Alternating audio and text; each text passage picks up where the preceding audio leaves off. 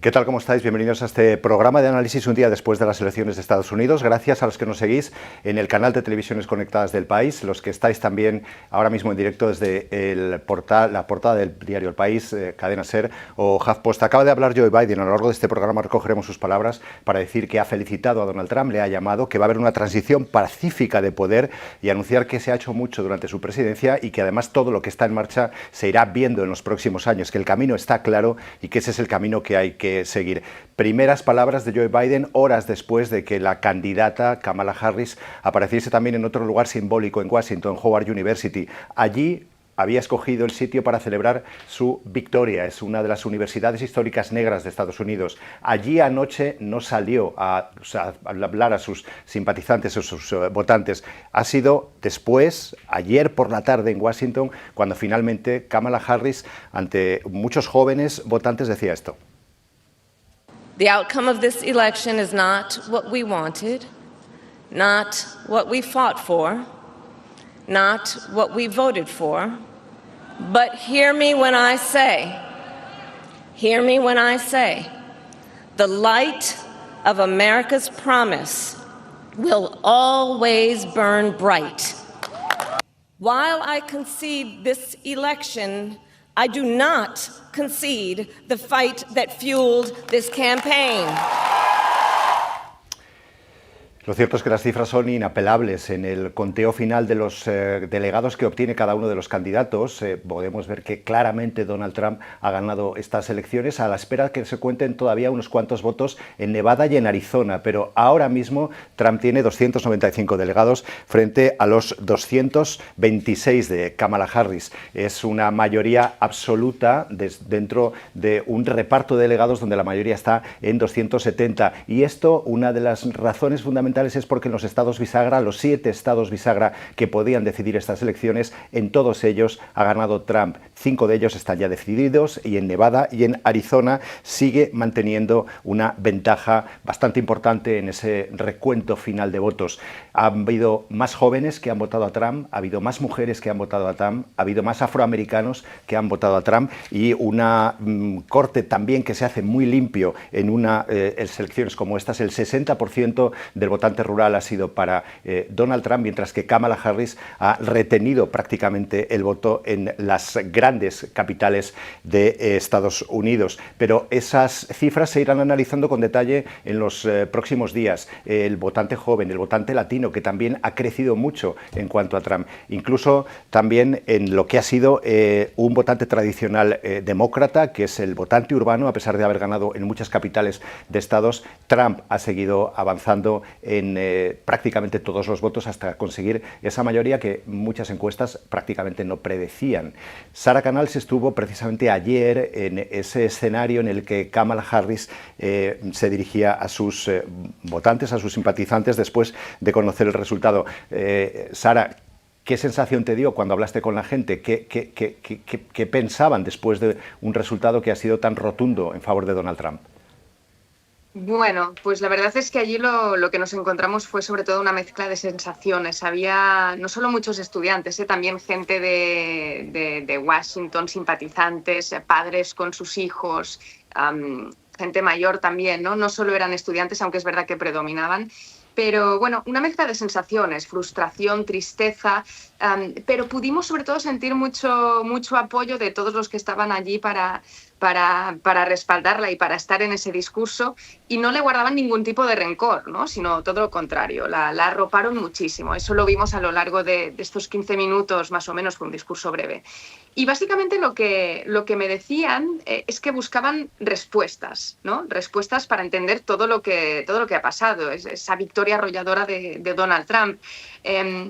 Algunos te decían que, bueno, tenían sus propias teorías, ¿no? Que Estados Unidos no está preparado para una mujer negra liderando el país. Hacían también paralelismos con Hillary Clinton. Otros lo atribuían, por ejemplo, a la guerra en Gaza, y eso es llamativo porque un chico, por ejemplo, nos contaba, un chico joven que es estudiante de la Universidad de Howard, que muchos de sus amigos no fueron a votar básicamente por Gaza, ¿no?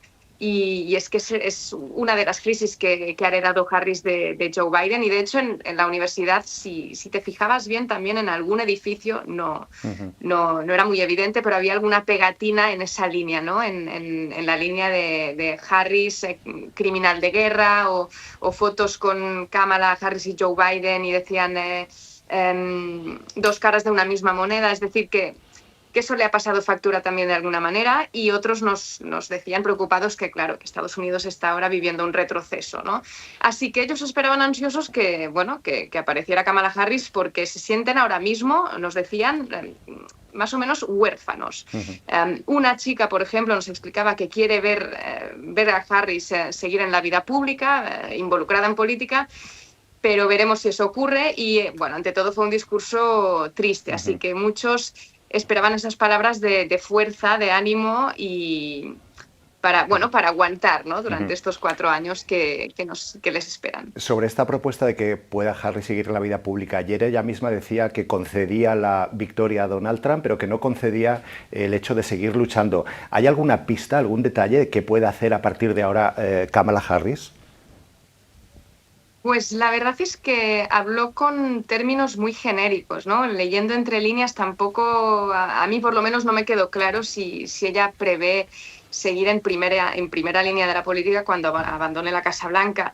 Claro, lo cierto es que ella ahora está muy, muy debilitada, y no solo por estos resultados desastrosos, ¿no? Sino porque ya empezó siendo una candidata débil, por su perfil como vicepresidenta, que no era, por así decirlo, popular, y sobre todo por no haberse presentado o sometido a unas primarias, ¿no? La transición, es verdad que el Partido Demócrata la supo hacer muy bien, algo que al principio no estaba muy claro, pero muchos indecisos o independientes, cuando hablabas con ellos, te decían, bueno, es que hemos heredado a esta candidata, ¿no? No se ha sometido a un proceso de primarias, y eso también ha calado entre algún votante que no estaba del todo convencido, y bueno, eso también es uno de los elementos que la ha debilitado como candidata. Pero bueno, veremos qué pasa. El partido por ahora sigue intentando asimilar lo que ha pasado. Buscaban ayer responsables, muchos culpaban a Biden por su paso al lado, que dicen que llega demasiado tarde, pero sobre todo aquí se habla de hacer un ejercicio de autocrítica. Incluso algunos hablaban de autopsia, que me llamó la atención, ¿no? La gravedad de la crisis en la que está sometido ahora el partido. Así que bueno, veremos. Sara Canals, desde Washington, corresponsal de la cadena SER, gracias. A vosotros. Estados Unidos cambia y el mundo se prepara también para cambiar, porque todo lo que pase en ese país va a afectar prácticamente a todo el planeta, y lo va a hacer además de forma muy acelerada. Lorena Baeza está preparada para hablar con una de las personas que mejor entiende cuál es la geoestrategia ahora mismo del mundo.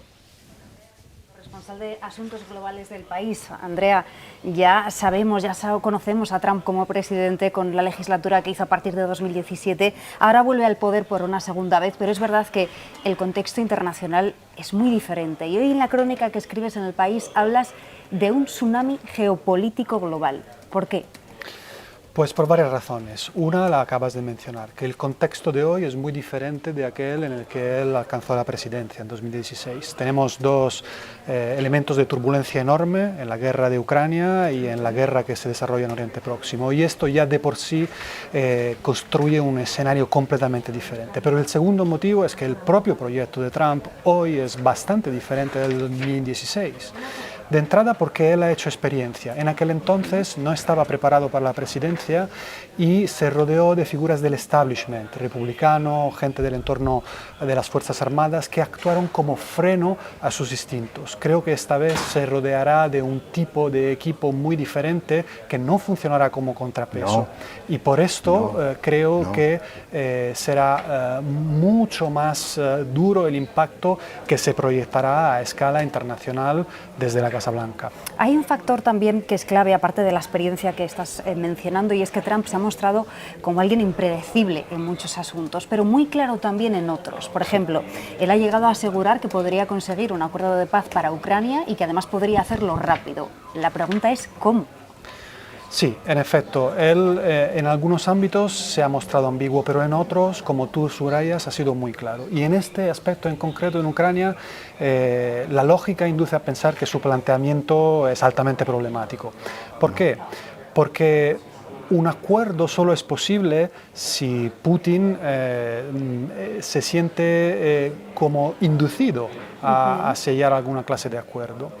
Y en este momento es improbable que tenga ese instinto, salvo que se tratase de un acuerdo que representara una capitulación total. ¿Por qué? Porque siente que el viento está soplando a su favor.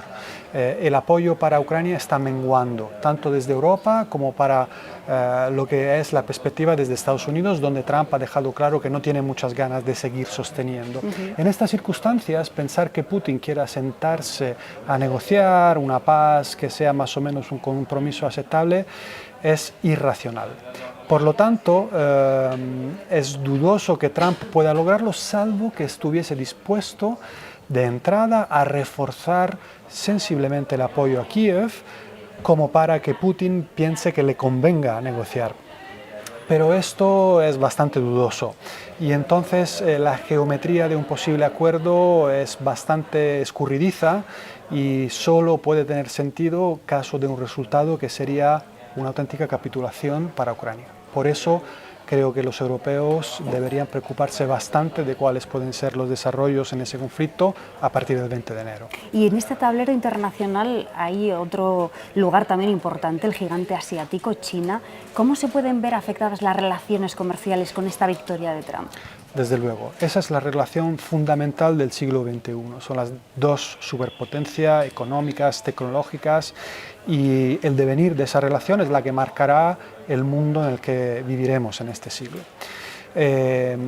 Queda absolutamente claro que Trump está determinado a imponer una enorme barrera de aranceles a los productos chinos. También a los europeos, pero a los chinos con mayor intensidad. Y que es muy diferente a lo que había hecho Biden hasta ahora. Es diferente porque Biden mantuvo algunas políticas que había empezado Trump y en concreto decidió actuar en restricciones de exportaciones de tecnologías sensibles, pero son medidas, para entendernos, puntuales, sectoriales, dirigidas a algunos productos estratégicos. En cambio, Trump lo que plantea son aranceles sobre todo el espectro de exportaciones chinas. Y eso produciría una enorme alteración de la dinámica comercial entre los dos países, que de entrada produciría un excedente de producción que hay que ver por dónde saldría. China tendrá obviamente el instinto de intentar reubicar esto en otros mercados, por ejemplo el europeo, pero además implicaría represalias y una acritud política, una espiral de tensión que no sabemos por dónde puede desembocar. Y estamos mirando hacia afuera, pero también hacia dentro de Estados Unidos. Que Trump vuelva a la presidencia, ¿cómo puede afectar a la calidad democrática del país? ¿En qué medida?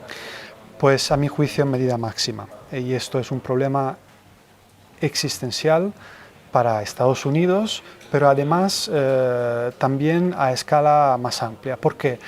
Trump ha demostrado, no hay duda ninguna, de tener muy escasos escrúpulos con lo que es el concepto de la democracia en su país. Alentó un asalto al Parlamento, no reconoció el resultado de las elecciones anteriores y se dispone a gobernar con la intención declarada de hacer una purga en la administración con respecto a todos los funcionarios que él considera como desleales, corruptos.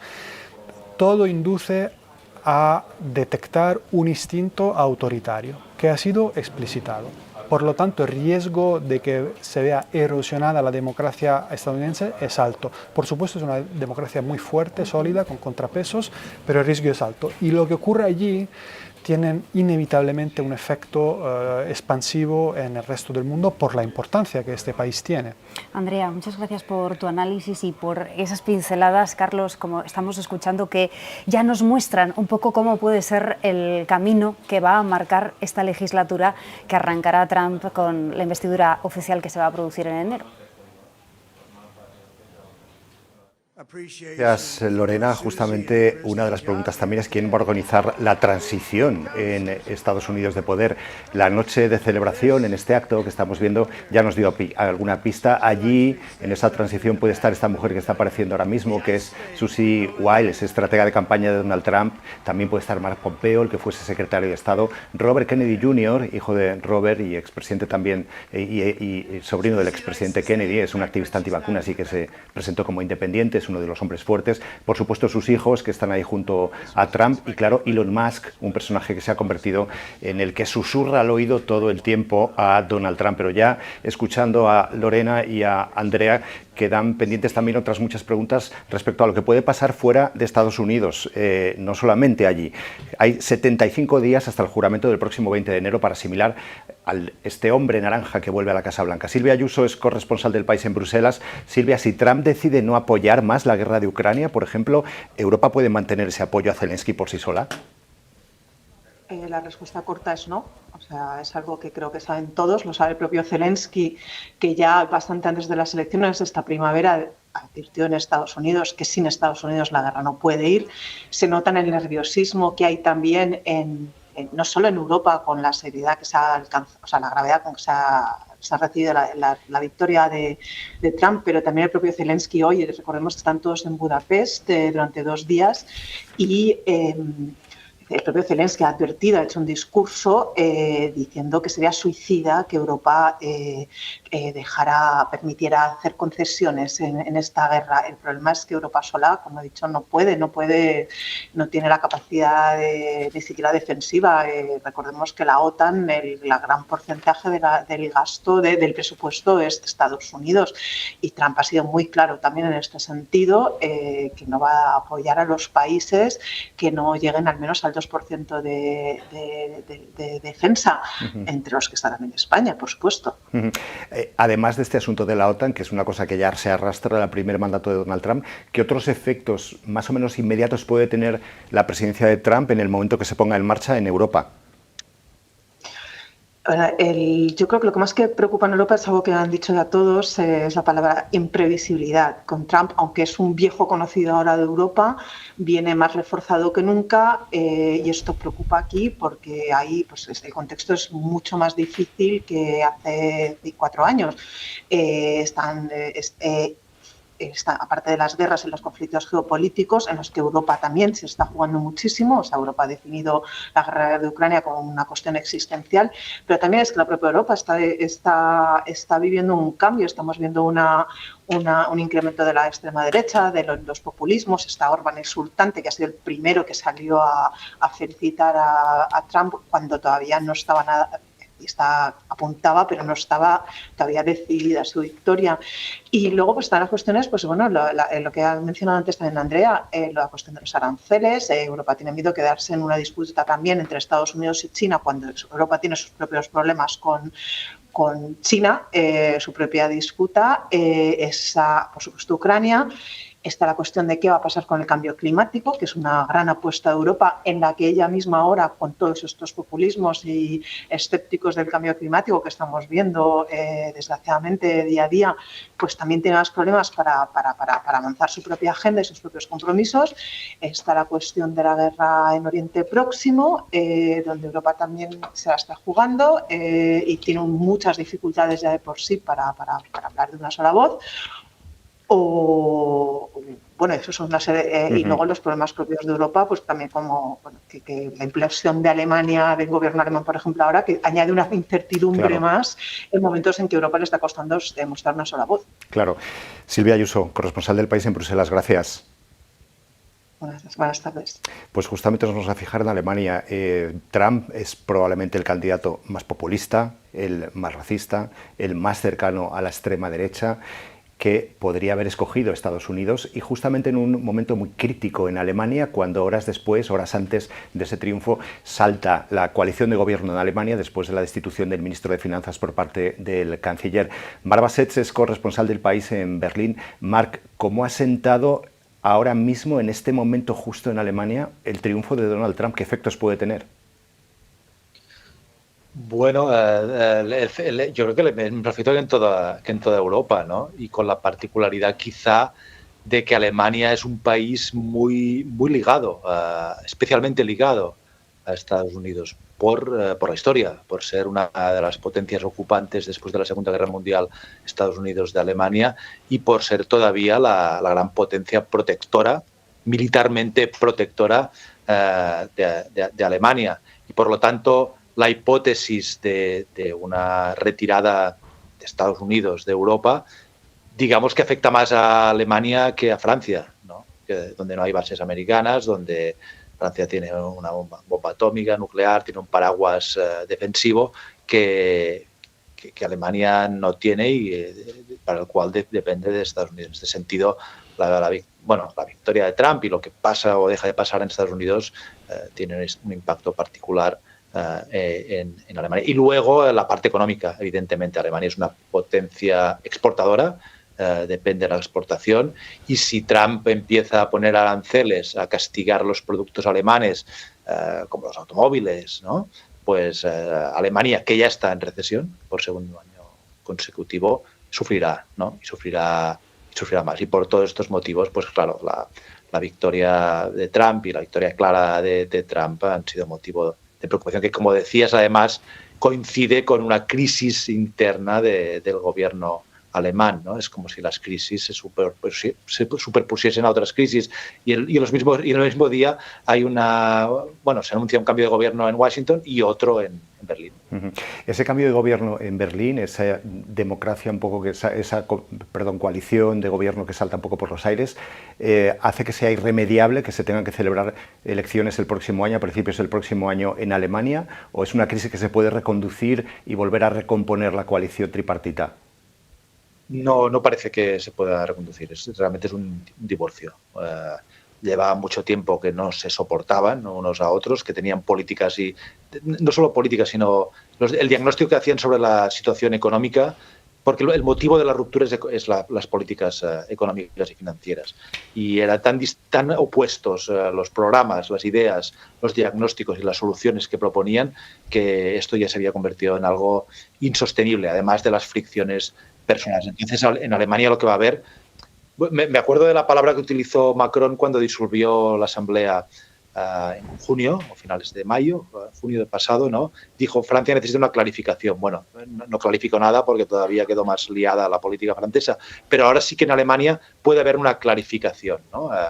Se rompe esta coalición y habrá elecciones, como decías, previsiblemente todavía está por ajustar, previsiblemente en mayo, y de ahí debería salir una nueva mayoría, ¿no? Uh-huh. ¿Cuál? Veremos. Si leemos los sondeos, ahora me aventuro un poco y queda tanto que pueden cambiar mil veces las cosas, pero el favorito es la Unión Democristiana, Unión Social Cristiana, es decir, el centro derecha.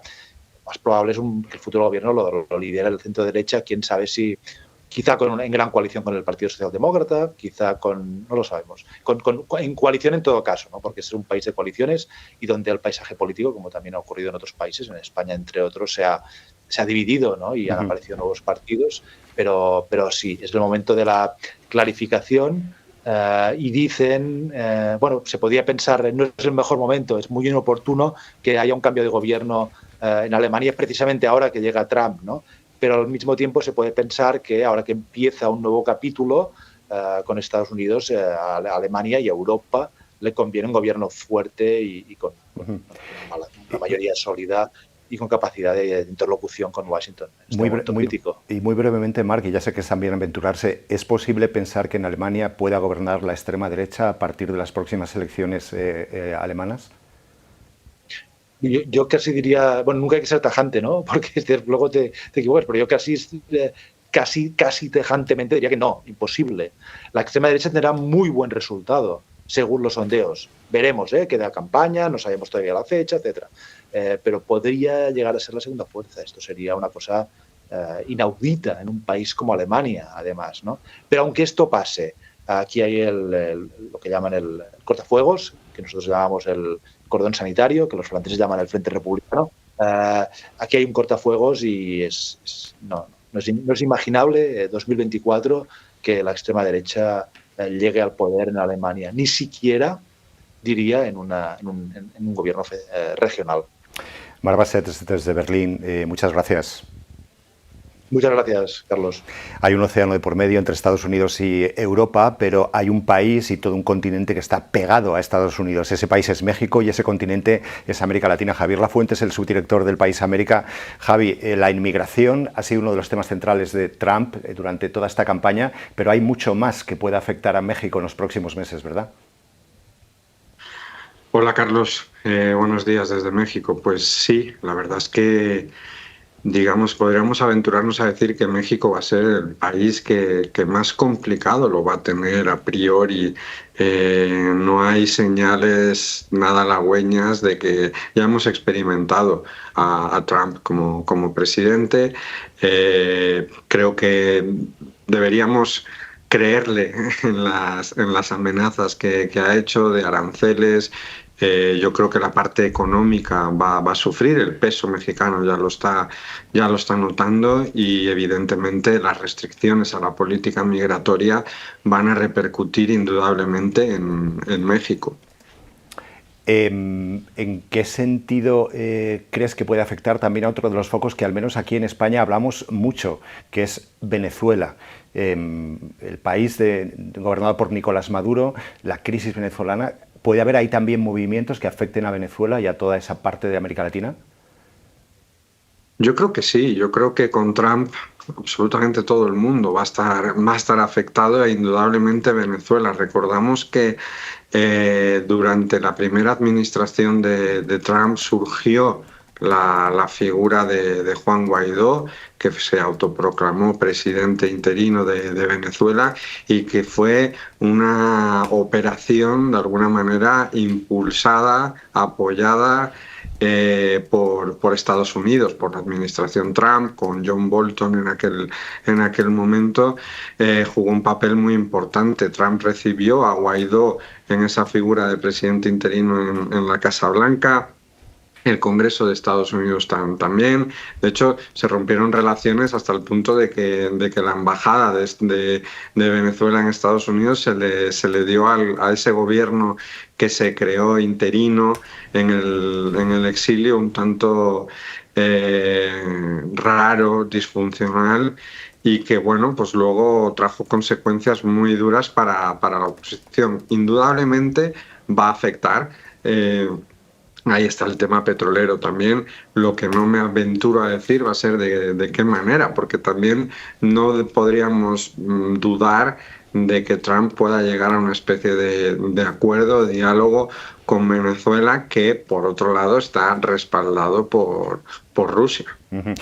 Aquí en Europa casi el amigo aliado de Donald Trump es Víctor Orbán. Parece que en América Latina la persona con la que tiene más cercanía y con la que ya se ha visto y ya se han deseado buena suerte es con Javier Milei.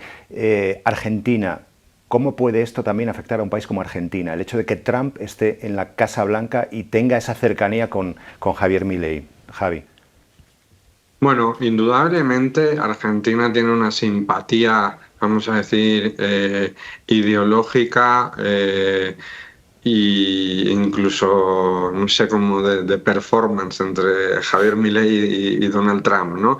Va a ir más allá de Argentina. Argentina le va a beneficiar indudablemente del lado económico, favorecerá también la participación del FMI en Argentina, pero pues yo creo que va a ser un respaldo hacia una ultraderecha en toda la región, que es pujante. También tenemos a Bolsonaro en Brasil, en Colombia también hay una derecha mucho más radical que está celebrando la llegada de Trump, pero también luego va a haber figuras como Nayib Bukele en El Salvador, que indudablemente se va a ver reforzada. Y bueno, Trump también tuvo muy buena relación pese a todo lo que ocurrió con López Obrador en México. Por lo tanto, vamos a ver también cuál es la relación. Para mí la gran incógnita va a ser la relación con México, porque México por primera vez tiene una presidenta y va a ser quien tenga que lidiar con una figura claramente, digamos, como el concepto del bullying, el buller del colegio, ¿no? Javier Lafuente, subdirector del País América, muchas gracias. Gracias, Carlos. Hay una diferencia muy grande en lo que pasó hace 4 años en la transición con Joe Biden y en la transición con Donald Trump. Kamala Harris ayer ya concedía la victoria a Donald Trump. Es verdad que los números son también inapelables, pero hoy ha sido el presidente de Estados Unidos en el que en una declaración solemne ha dicho que esa transición va a ser pacífica, que ya ha felicitado a Donald Trump, que están puestos los cimientos para muchas políticas de los próximos años y que todo funciona a la perfección en la democracia de Estados Unidos. I will do my duty as president. I'll fulfill my oath, and I will honor the Constitution. On January 20th, we'll have a peaceful transfer of power here in America. I know for some people, it's a time for victory, to state the obvious. For others, it's a time of loss. Campaigns are contests of competing visions. We accept the choice the country made. I've said many times, you can't love your country only when you win. You see each other not as adversaries, but as fellow Americans. Esa transición se hace en los próximos 75 días. El 20 de enero está previsto que, como todos los 20 de enero de cada 4 años, cuando se celebran elecciones, el presidente de Estados Unidos jure su cargo enfrente del Capitolio. Hasta entonces habrá pasado toda una campaña política que dura más de un año y en la que, como siempre en las últimas campañas, puede haber tenido mucho que ver y va a seguir teniendo mucho que ver la información que se transmite a través de las redes sociales y lo que la gente cree de lo que pasa por lo que ve en las redes sociales. De esto, aquí también en el país nos ocupamos con mucha profundidad con una persona que está ahora mismo con Lorena Baeza y que está mirando con lupa lo que sucede en redes y las mentiras y los bulos que surgen allí. Lorena. Sí, sin duda la desinformación marcó la primera legislatura de Donald Trump, es algo que periodistas de muchísimos países han documentado y han verificado. Javier Salas, periodista y jefe de sección de Ciencia y Tecnología de este periódico, conoces bien esos bulos que han marcado también muchísimo esta última campaña de Donald Trump, pero viendo los resultados de las elecciones parece que o bien no le pasa factura o incluso le llega a beneficiar porque consigue que esos mensajes calen en la población, ¿no? Claro, es que lo que nosotros llamamos bulos para ellos es, digamos, su narrativa, sin más, es su relato, ¿no? Es la cosmovisión que ellos han creado. No tienen esa percepción de que están generando mentiras. Para el votante medio republicano no son mentiras, es simplemente contar su relato, contar su historia, contar sus necesidades, contar los peligros que supone Cámara, lo que supondría un gobierno que digamos que continúa un gobierno demócrata.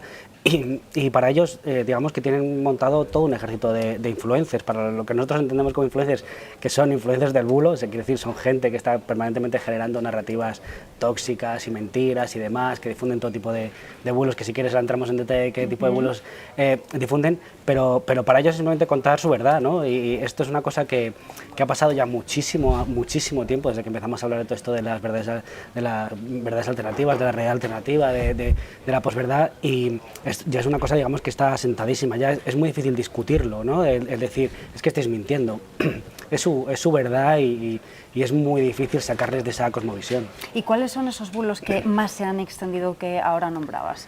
Pues, digamos, es sobre todo manejar esa idea de que es más peligroso una continuidad demócrata en la Casa Blanca que cualquier otra cosa, ¿no? Digamos que a mí uno de los datos que más me llama la atención es el hecho de que la mitad de los votantes republicanos pensaran que Kamala Harris no iba a aceptar, no iba a conceder, como hemos visto que ha concedido sin ningún problema en el primer día y tal, que iba digamos, a discutir el resultado si perdía, ¿no?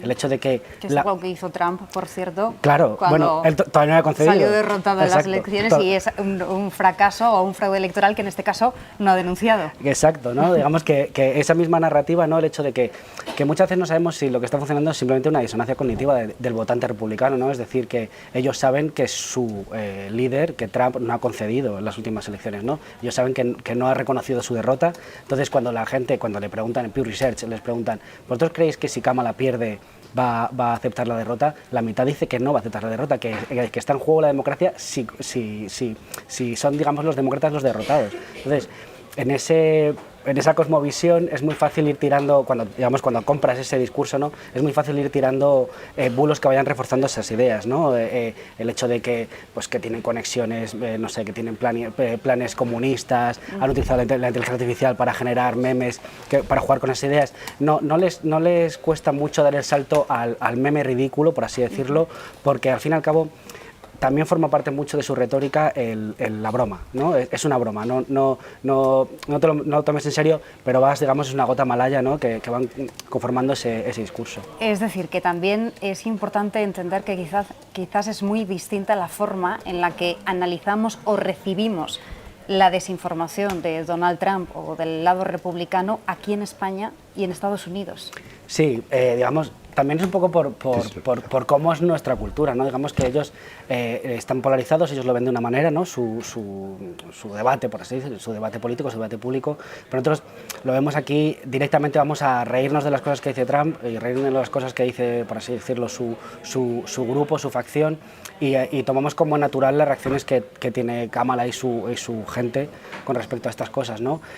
Allí no es igual, evidentemente, si no, no ganaría las elecciones. Quiero decir que ese, no sé si es simplemente que es un triunfo de la desinformación, es un triunfo de la desinformación ligada a la polarización, que eso sí que es verdad que es un fenómeno que está muy estudiado, ¿no? El hecho de que cuando está la sociedad tan polarizada estás más dispuesto a aceptar determinadas cosas de tu grupo porque sabes que es, o consideras que es peor cualquier otra cosa que pueda es un modo de reforzar también determinadas creencias. Claro, pero es verdad que nosotros aquí lo recibimos distinto, ¿no? El ejemplo que es el del que más nos hemos reído todos, ¿no? Y que nos reímos también con los humoristas norteamericanos, estadounidenses, que les vemos en los programas y vemos que ellos también... Pero claro, es que ellos también son votantes demócratas, ¿no?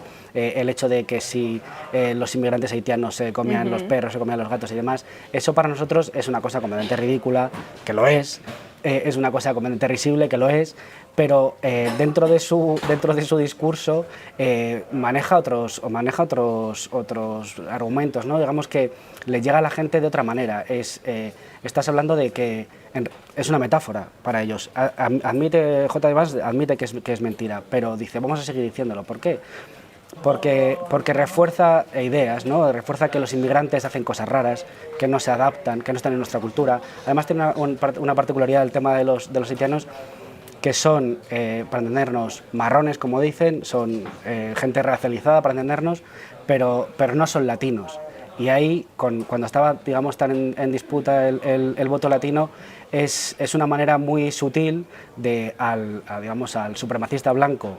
Él entiende que los racializados son los que tienen, digamos, cosas problemáticas, pero los latinos no se sienten amenazados por ese discurso cuando va tan directo hacia los haitianos, porque entiende, los latinos, y además que a lo mejor ya son de tercera generación y demás, no se ven metidos en ese... O sea que dentro de las locuritas que nosotros entendemos de los mensajes de Trump y de sus equipos de difusión de bulos, a ellos sí les funciona, ¿no? Digamos que ellos manejan bien los tiros que quieren colocar en el discurso. Y que es una de las características de la desinformación, ¿no? No quedarse en ese detalle, como decías, del caso concreto de los perros, pero sí o de las mascotas, el contexto y el clima general que vas creando en la población, y sobre todo si lo dice alguien que tiene un altavoz como Donald Trump y que consigue que se viralice y que se masifique muchísimo más. Y ahí entran también las redes sociales. Cómo de importante es también entender el cambio en la comunicación que se ha producido en los últimos años, sobre todo, y también a la hora de informarse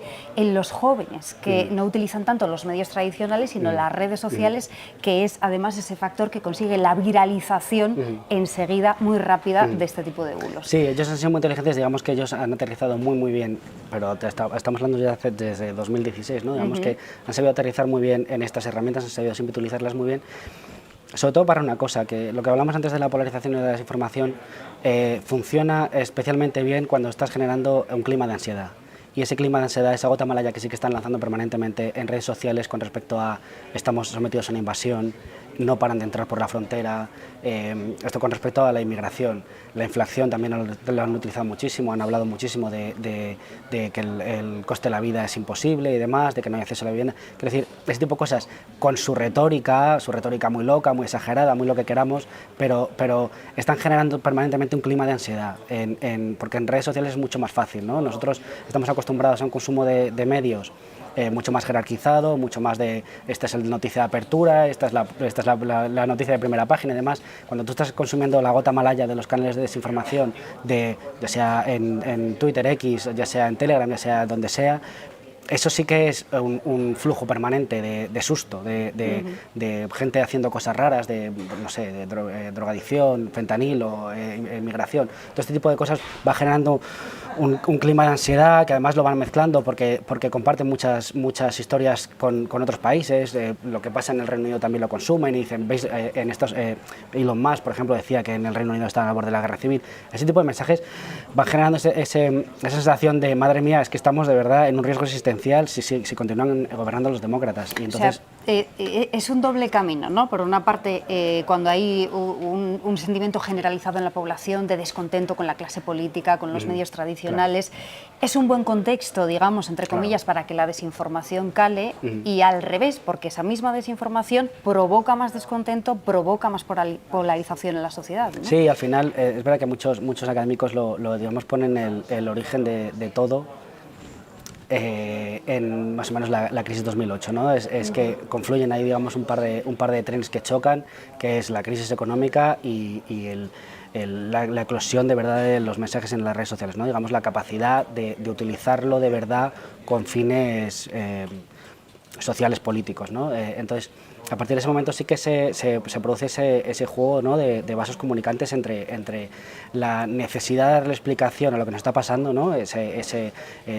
Las crisis generan una necesidad de explicaciones simples, porque es cómo puede ser que me esté pasando esto, ¿no? Y ahí es cuando empiezan a sentarse con mucha facilidad este tipo de discursos simplistas, de buscar chivos expiatorios, como puede ser la inmigración, que ha sido un tema clave en la campaña de los republicanos, y al revés, ¿no? Lo que decías, que cuando estás buscando esas necesidades, es el campo abonado para empezar a buscarlas en los sitios donde creo que me puedo fiar de la gente, ¿no? Es verdad que en estos años se ha creado una desafección por completa con los medios de comunicación tradicionales, y la gente ha creado, digamos, su menú de consumo de la gente de la que se fía en redes sociales, que en el caso de Estados Unidos, pues son todo esto que hablamos antes, ¿no? Estos influencers de derecha, de extrema derecha, el alt-right y demás, que son personajes, pues en algunos casos muy oscuros, son gente que al final esa gota malaya lo que quiere transmitir son mensajes de odio, mensajes racistas, xenófobos y demás, pero que vienen perfectos y que me vienen empaquetados ya como los necesito. Son vídeos de 30 segundos para decirme que los malos son, y ya está. Y ya para terminar, ¿qué valor o qué impacto crees que ha tenido toda esta desinformación, en concreto en estas elecciones? Es que es difícil de medir, porque es el escenario en el que estamos, ¿no? O sea, es el contexto, no lo puedes medir porque lo inunda todo, lo permea todo. De hecho, es muy difícil decir dónde empieza y dónde acaba la desinformación, porque lo que surge en un bulo en Facebook acaba en Fox News, lo que dicen en Fox News se exagera en las redes sociales, se coge el clip. Digamos que es muy complicado ponerle puertas a la desinformación y medir su influencia, si no lo es todo. Es el contexto en el que nos movemos ahora. Gracias, Javier. De ahí, Carlos, como estamos escuchando, la importancia de conocer el fenómeno de la desinformación, lo que hay detrás de los bulos y lo que pueden provocar, y la importancia también de la verificación para que llegue la información lo más contrastada posible a la ciudadanía. Así nos lo ha explicado Javier Salas desde este punto de la redacción del País. Carlos. Gracias, Lorena. Gracias, Javi Salas. 3 veces ha presentado Donald Trump como presidente, 2 veces ha ganado, 1 ha perdido, y esta es un poco la evolución que ha tenido en el voto y en el número de delegados delegados que ha ido consiguiendo en las 3 últimas elecciones. La primera también ganó por 306 delegados a Hillary Clinton, que obtuvo 232, aunque ahí la diferencia fundamental fue que Clinton tuvo 3 millones más de votos que Donald Trump en ese sistema en Estados Unidos en el que los delegados cuentan más que los propios votantes directos, que lo que hacen es escoger a esos delegados y no directamente al presidente. Hace 4 años, lo recordamos todos muy bien, Biden vence a Donald Trump por 306 delegados frente a los 232 en una carrera que estuvo muy reñida en muchos estados bisagra y que ocasionó multitud de pleitos que al final dieron la victoria a Trump en territorios críticos como por ejemplo fueron Georgia o Arizona. Y en el 2024 ese es el resultado que tenemos hasta ahora, prácticamente con todo escrutado. Veis esas zonas grises porque hay todavía unas bolsas de votos que por contar en Nevada, en Arizona y algunas carreras en la Cámara de Representantes, algunas de las candidaturas que todavía no están definidas. Esa victoria de Donald Trump ahora por 295 delegados frente a 226 y también con una victoria en votos, más de 5 millones de votos, más de 6 millones de votos ha sacado Donald Trump a Kamala Harris. Víctor Lapuente es politólogo, es catedrático de la Universidad de Gotemburgo y Daniel Fernández de Miguel es politólogo, también es profesor de la Universidad Carlos III. Víctor, 8 años después de que Trump ganase, 4 años después de que perdiese, ¿cómo es posible que tantos estadounidenses sigan votando a Donald Trump? Cuando tú te haces esa pregunta, ¿qué te dices a ti mismo? Pues muy difícil encontrar una respuesta, ¿no? Yo creo que los politólogos es un misterio para nosotros, quizás a lo mejor no para Daniel, pero desde luego para mí sí que lo es y yo creo que para la mayor parte de la profesión, ¿no? Porque estamos hablando de una persona que tiene muchísimos, no solo simplemente tiene fallos, sino que ha cometido delitos, una persona a la que no nos fiaríamos para ningún tipo de trabajo público, no nos fiaríamos que estuviera de vigilante en la guardería de nuestros hijos, no, desde luego no lo aceptaríamos como celador en un hospital público y sin embargo lo votamos para el cargo de mayor responsabilidad en Estados Unidos y en el mundo. Es un auténtico misterio. Dicho esto, yo más que los trabajos o los factores de los que se está hablando mucho, las redes sociales, la desinformación, etcétera, a mí me gustaría volver a las explicaciones clásicas de los fundamentos, sobre todo los fundamentos económicos.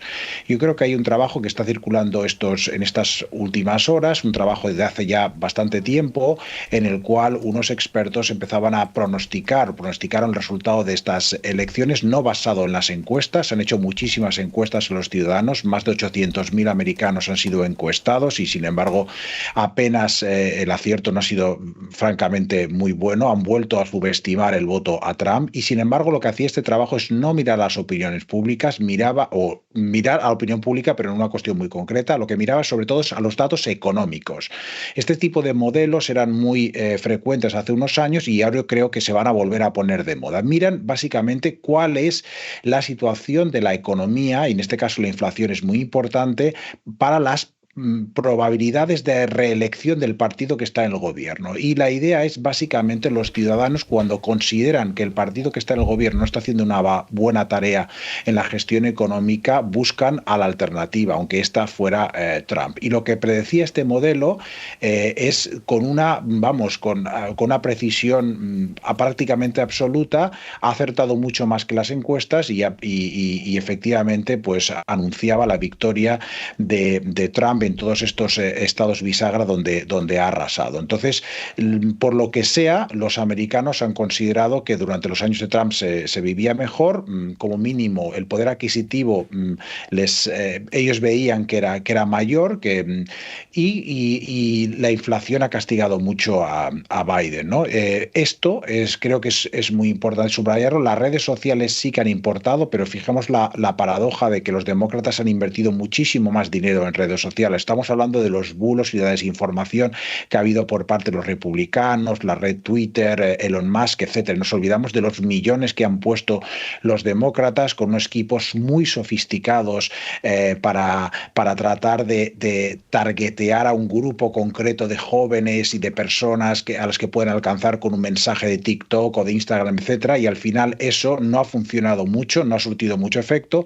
Y lo que sí que ha resultado es una forma de comunicación que es vía Internet, pero que se asemeja mucho más a la radio clásica tradicional, que son los podcasts, las entrevistas con Joe Rogan, del candidato Trump o de Elon Musk. Y este mensaje mucho más personalizado, ha llegado a los ciudadanos, ¿no? Y es un formato mucho más simple. Entonces yo creo que daría más importancia a esta forma de comunicar directa, muy personal, más que a los fakes y a los bulos, etcétera, ¿no?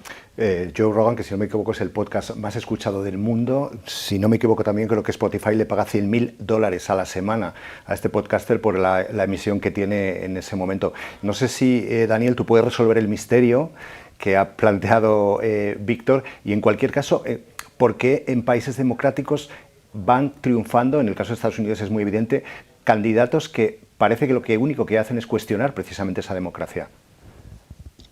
Bueno, lo que estamos viendo por doquier en todos los países occidentales es que los gobiernos son poco duraderos. Es decir, que los partidos que están en el gobierno en las siguientes elecciones suelen tener muchas dificultades para mantener el poder. Y esto yo creo que nos dice que hay una crisis de la política como tal. Hay una especie de impotencia de la política para intervenir en la realidad, para transformar la realidad, para que la gente sienta que incide de una manera positiva en sus vidas. Yo creo que esto se debe en gran parte a que ha habido cambios muy importantes a muy largo plazo, en las últimas cuatro décadas y media, de un debilitamiento de los estados. Ese consenso que hubo después de la Segunda Guerra Mundial entre el Estado y el mercado, con estados fuertes, donde se ponía mucho énfasis en la redistribución de los recursos, en la igualdad, aunque eso limitara a veces la capacidad de crecimiento de las economías, propiciaba sociedades mucho más cohesionadas y homogéneas. En los últimos años lo que estamos viendo es que hay una impotencia del Estado frente a otros actores, fondos de inversión, empresas multinacionales, redes sociales, multitud de iglesias evangélicas de todo tipo. En fin, hay una serie de actores que limita mucho el margen de maniobra del Estado, la capacidad que tiene el Estado para erigirse como una fuerza importante a la hora de determinar el rumbo de la sociedad y de la vida de las personas. Y luego, por otro lado, pues es verdad que estamos en un entorno comunicativo, como se decía previamente, en el que hemos pasado de unos pocos medios de referencia, unas jerarquías muy claras, pues a un modelo mucho más disperso, mucho más caótico, donde se ha perdido un poco ese respeto reverencial que había hacia la autoridad, hacia ciertos líderes de opinión, hacia ciertos intelectuales. Ahora parece como que hay un mare magnum de opiniones, hay una serie de estímulos constantes que tienen que ser creados, porque claro, este es un entorno también muy competitivo con tantos medios digitales, hay la necesidad como de crear apelaciones emocionales constantes y claro, como consecuencia pues se ha ahondado en un tipo de política muy espectacular. Ya esto lo teorizó Guy Debord hace 50 años, 70 años, pero en estos últimos tiempos todo se ha intensificado mucho. Claramente lo emocional prima sobre lo racional y, claro, pues aparecen populistas, aparece gente que pone en entredicho la democracia, la política convencional. Por un lado, basándose en ese hecho objetivo de que la política es cada vez más impotente y, por otro lado, pues amplificando emocionalmente la percepción de malestar que tienen los ciudadanos. Una última cosa que os quería preguntar a los dos. Para países como España, democracias europeas o de América Latina que nos están viendo ahora, receta para resistir una presidencia de 4 años de Donald Trump. ¿Qué es lo que hay que hacer, Víctor? Pues yo creo que primero de todo estar tranquilos. Creo que en general los cambios democráticos, siempre y cuando no supongan una subversión del orden constitucional, y eso parece muy difícil que se pueda producir en Estados Unidos, a diferencia de otros sistemas presidenciales latinoamericanos, donde una vez se ha nombrado una persona con unas ciertas tendencias autoritarias, es posible que esta persona reforme la Constitución y pueda aspirar a un tercer mandato. Eso es prácticamente sinceramente yo creo que imposible en Estados Unidos. Creo que hay que confiar en los pesos y contrapesos que tiene el sistema americano. Hay que también distinguir dos cosas. Una cuestión es un líder con tendencias autoritarias y otro es un régimen autoritario, es decir, el primero no tiene por qué convertirse en el segundo. Si existen esos pesos y contrapesos dentro de su propio partido también. No tengo claro yo que los incentivos de muchos republicanos, de un senador de Nevada o de un congresista de Minnesota pasen por subvertir el orden constitucional. Yo creo que lo han elegido para otras cosas, lo han elegido ciudadanos de clase media, unos ciudadanos que tienen una renta per cápita de $85.000 anuales, con lo cual yo lo veo complicado y simplemente yo creo que hay que aprovechar las oportunidades que nos dan algunos problemas. Por ejemplo, si hay un replanteamiento de las funciones de la OTAN, pues quizás es hora de que los europeos nos pongamos las pilas y o bien decidamos por fin montar un sistema de defensa propio o bien decidamos apoyar y arrimar el hombro debidamente en proporción a nuestro PIB y en proporción a nuestras capacidades a la OTAN. Con lo cual yo en este sentido estaría tranquilo. Es verdad lo que me ha gustado mucho lo que ha comentado antes Daniel de que casi todos los gobiernos están cayendo. Eso es una advertencia que puede pasar. Es decir, es más probable una victoria de Le Pen, que Le Pen sea Marine Le Pen presidenta de Francia después de que Trump haya sido elegido, porque hay una cierta normalización de discurso populista y eso sí que es algo preocupante y es curioso, ¿no? Porque decía Daniel con mucho sentido que casi todos los gobiernos caen. Y es que prácticamente no se me ocurre ningún gobierno que haya gestionado la pandemia en una democracia, quitado el español y el griego quizás, que hayan sobrevivido, ¿no? Porque hay una especie de tsunami. Pero hemos de convivir con eso y también hemos de tener en cuenta que sí que el triunfo de los populistas es el triunfo de la emoción sobre la razón, pero los que no hemos votado populistas también nos emocionamos y de hecho había mucho miedo entre los votantes de Harris. Seguramente han derramado tantas o más lágrimas como hubieran derramado Trump en el pasado. Es decir, la emoción nos atañe a todos, hay que saber gestionarlo e intentar que el mensaje sea lo más constructivo posible. Pero yo no sería catastrofista sobre las consecuencias que pueda tener. Hay que ser cauteloso. Es verdad que el populismo va a recibir una especie de impulso, pero las sociedades son muy diferentes, ¿no? Y por qué ha votado la gente a Trump no tiene...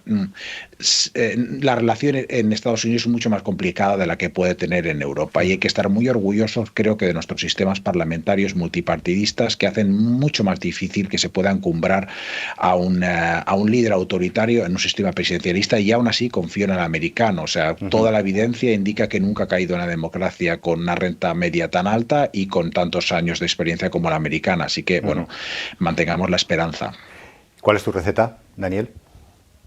Bueno, a mí hay una frase de Saramago que me gusta mucho. Él decía que la derrota tiene algo positivo, nunca es definitiva, y en cambio la victoria tiene algo negativo, jamás es definitiva.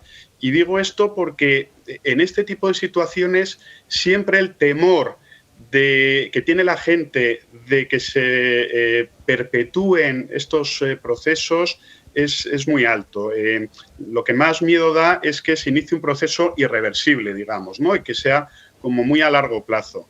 Y bueno, en línea de lo que decía Víctor, estamos viendo cómo el tiempo se ha acelerado mucho, ¿no? en los últimos años. Los ciclos políticos duran muy poco y ya se está empezando a sembrar la semilla de la reacción que en unos años acabará con Trump. Esto no va a ser para siempre. No. Lo único preocupante en este sentido son los cambios en el Tribunal Supremo. Es posible que se vuelvan a producir 2 relevos durante este mandato y eso sí que es un poco preocupante, pero más allá yo también coincido con Víctor, tampoco sería demasiado catastrofista. La sociedad norteamericana es una sociedad muy diversa, está prácticamente partida en 2 mitades. Como bien decía Víctor, el sistema mayoritario nos puede hacer creer que ha habido un tsunami pro-Trump y realmente ha sacado un 51% de los votos. O sea que tampoco esto quiere decir que la sociedad norteamericana sea trumpista, fervorosa, ni mucho menos. Y bueno, pues vamos a esperar los primeros pasos que da y yo estoy seguro de que la sociedad norteamericana va a desarrollar el antídoto, va a desarrollar una oposición fuerte a este gobierno de Donald Trump. Daniel, Víctor, gracias por vuestro optimismo y sobre todo gracias por estar en el programa. Gracias a ti, Carlos. Un placer, muchas gracias. Our hands This is a time to roll up our sleeves.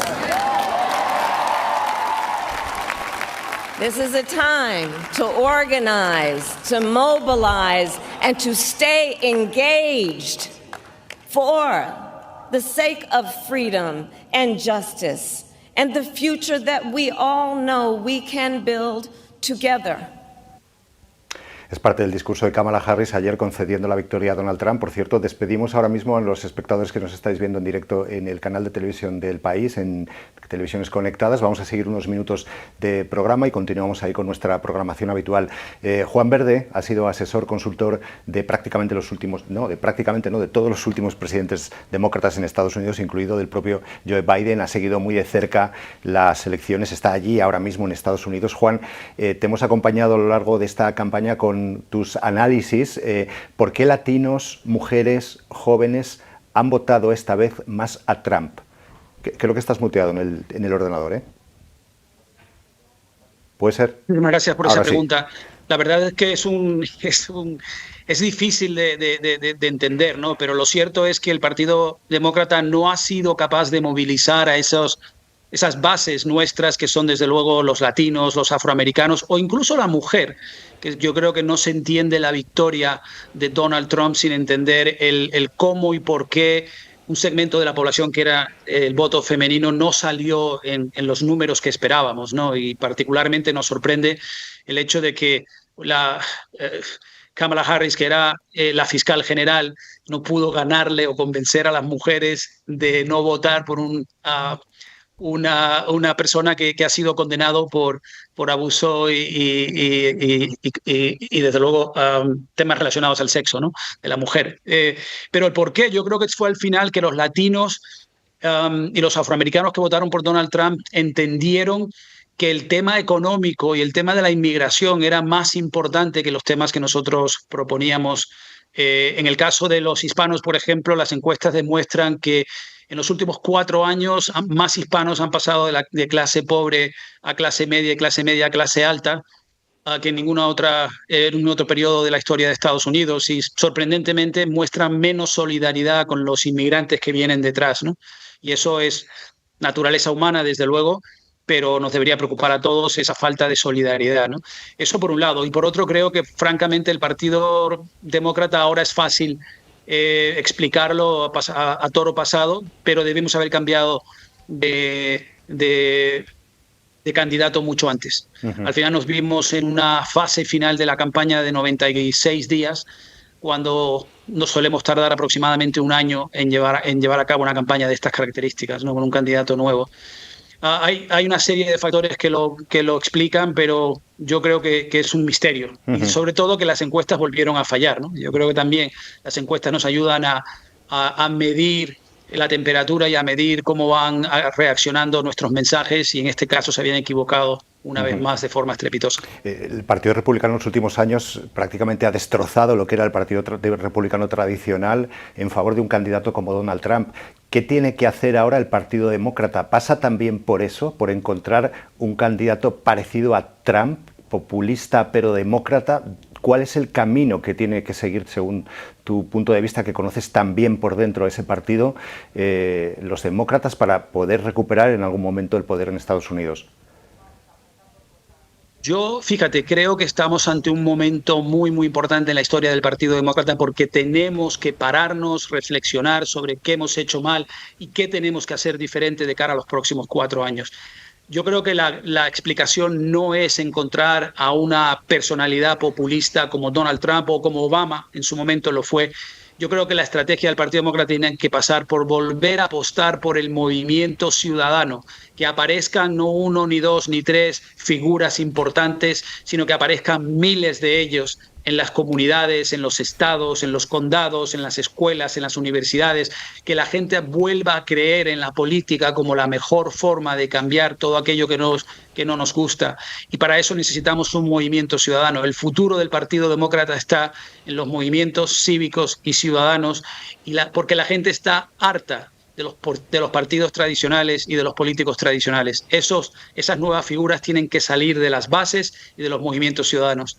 Y una última cosa casi más práctica, Juan, en estos 75 días que quedan hasta el 20 de enero, cuando Trump acceda al puesto de presidente y jure el cargo en frente de Joe Biden y se despida Biden de la Casa Blanca, en estos 75 días, ¿quedan cosas que Biden puede dejar atadas, políticas en profundidad, que deje listas y que Trump no pueda después deshacer? Sí, lo bueno de Estados Unidos es que sigue siendo un país muy presidencialista y que efectivamente en esta recta final hay cosas que sí se pueden hacer y otras que no. Una de las cosas que creo que mejor se puede hacer es acelerar la distribución del dinero que se ha invertido a través del IRA, que es este gran plan de inversión por parte de Biden, precisamente porque está invirtiendo en la transición ecológica, en la eficiencia energética, en la investigación, en la innovación.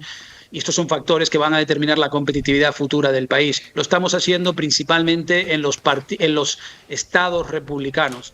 ¿Por qué? Porque queremos que cuando haya un cambio de gobierno, el mismo Trump no va a querer deshacer el IRA, no va a querer deshacer estos planes de inversión masivo cuyos beneficiados son precisamente los estados republicanos. Va a tener que ir en contra de los propios gobernadores o los propios ciudadanos que van a ver los beneficios. Eso por un lado, y en segundo lugar veremos también un gran tsunami de acciones más por decreto presidencial, que esas sí pueden revertirse en un futuro, pero que también harán que se acelere ese movimiento y esa transición hacia una economía mucho más sostenible, una economía mucho más basada en las decisiones a largo plazo. Tenemos que pensar en las próximas generaciones, no en las próximas elecciones.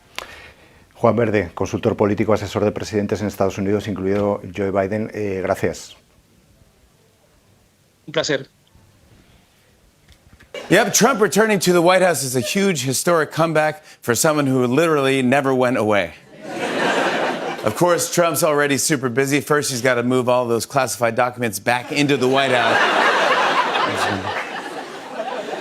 Yet Republicans were thrilled about last night until they realized it's going to be 4 more years of Melania's Christmas decorations.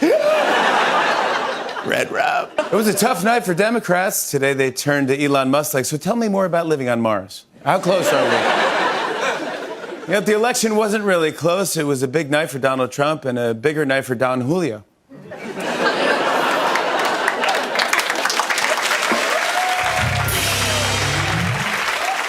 That's right, 51% of the country is really happy, 47% are really hungover, and one guy is both. And, you know... Es Jimmy Fallon en su show anunciando algo que ya conoce todo el mundo. Vuelven los MAGA, Make America Great Again. Ese es el logo de campaña de Donald Trump y hace que toda la corte de personajes que le han acompañado en estos últimos tiempos vuelvan. Muchos se cayeron por el camino, pero otros siguen ahí. Melania ha vuelto a aparecer y probablemente volverá la decoración navideña, toda esta chillonería de árboles rojos o de otros colores que pueda poner en las próximas Navidades de la Casa Blanca. María Porcel es compañera nuestra, ha estado también siguiendo la campaña. Estás, si no me equivoco, en la costa oeste, ¿no? Normalmente en Los Ángeles, pero ahora mismo creo que estás en Las Vegas. Melania es uno de los personajes donde había estado estos años. La hemos vuelto a ver ayer. Hay incluso memes que hablan de que Trump ha utilizado un doble en algunos de sus actos, cosa que no sabemos si es cierta o no, evidentemente. Pero, ¿qué pasa con Melania? Hola Carlos, mira, pues vamos a ver qué pasa con Melania, ¿no? Porque Melania ya fue un personaje como muy misterioso en su primera etapa en la Casa Blanca y en esta etapa en la que no ha estado en la Casa Blanca en estos últimos 4 años, lo ha seguido siendo. De hecho, solamente ha dado una entrevista desde que se fue, por supuesto, con Fox News, la cadena afín a Trump, pero sí que ha publicado, fíjate, un libro de memorias. Y todos pensábamos que nos iba a contar muchísimas cosas en ese libro de memorias. Y la verdad es que no cuenta nada. No cuenta básicamente nada de la Casa Blanca, de cómo fue su experiencia, de cómo lo vivió. Es un libro bastante simplón, te diré. Y la verdad es que no sabemos muy bien cómo es Melania Trump. Nosotros decimos que es como un poco la sonrisa de la Mona Lisa, ¿no? Una esfinge, ella sonríe, siempre está perfecta, perfectamente vestida, perfectamente peinada, perfecta para la ocasión, pero está un poco vacía de contenido. Es verdad que las primeras damas de la Casa Blanca no tienen un papel oficial. Es muy complicado que asuman una tarea, porque obviamente el presidente, que hasta ahora siempre ha sido hombre, por lo cual siempre hemos tenido primeras damas, podríamos haber tenido un primer caballero, no ha sido el caso, pero siempre el presidente obviamente es el que tiene el mando y el protagonismo. ¿Y qué pasa con las primeras damas? Pues ellas suelen asumir funciones relacionadas pues desde el medio ambiente, la salud mental, por ejemplo Michelle Obama, la alimentación, otras primeras damas pues un poco sobre la educación, la literatura. Ella asumió un papel muy en la sombra. Muy en la sombra durante todo el mandato de Trump. Solamente creó una pequeña organización que se llamaba Be Best, como Sé el Mejor, que era sobre ciberacoso, para evitar que los niños sufrieran ciberacoso. Pero la verdad es que Melania ha estado muy en la sombra y no tenemos ni idea de cómo van a ser estos 4 años. Estamos viendo a Ivanka Trump, que es otra de las hijas de Donald Trump, pero en esa escena que veíamos ayer con todo lo que es, ahí estamos viendo todo el mundo en fila, para que la gente que nos está viendo se haga una idea, Donald Trump mide 1,88 metros, es decir, es un señor bastante alto, pero por encima de él sobresalía una persona con una cabeza más extra, que es su hijo de 18 años, Barron, que cobra otra vez protagonismo 4 años después de dejar la Casa Blanca. Ahí le estáis viendo, este chico tan alto, que es el hijo que tienen, el único hijo que tienen Donald Trump y Melania Trump, ¿no? Así es, no se sabe porque nadie la ha medido, pero según se dice en los tabloides, mide más de 2 metros Barron Trump.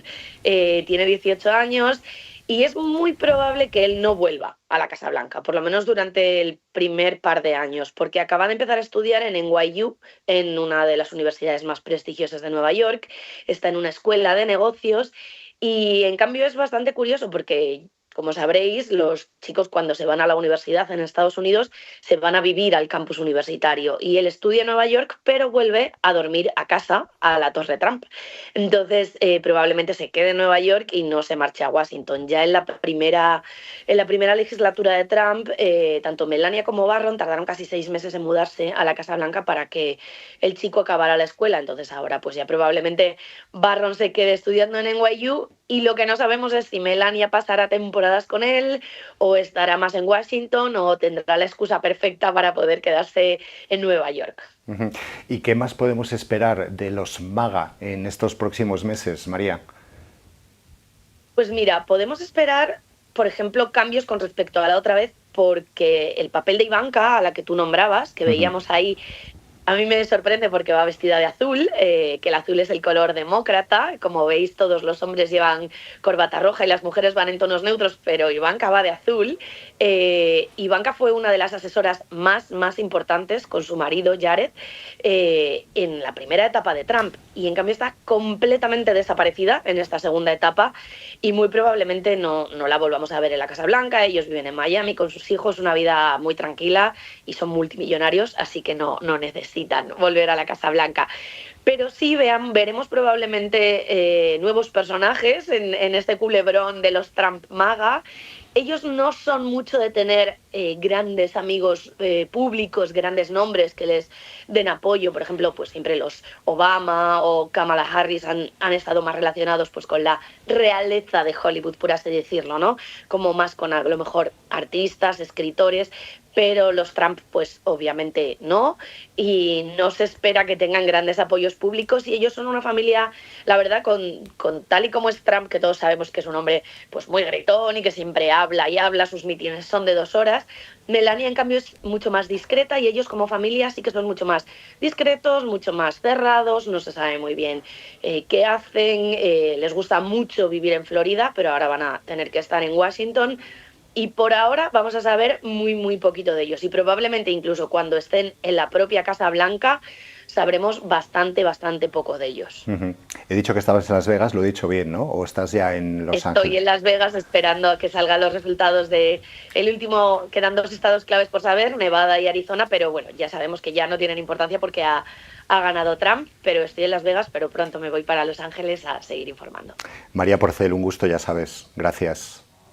Un placer, Carlos. Un abrazo para Madrid. Bueno, pues María es el broche de oro a este programa que terminamos aquí. Gracias a los que nos habéis seguido en el canal de televisión del País, aunque ya no estamos en directo, pero los que seguís ahí desde la página web del periódico, Cadena SER o HuffPost. Esto ha sido Ruta 5N. Gracias también a todos los compañeros que están en el control. No me atrevo a nombrarlos, no son muchos, pero las veces que lo he intentado se me ha olvidado algún nombre. Así que todos y todas. Gracias, de verdad. Volvemos pronto con otras cosas.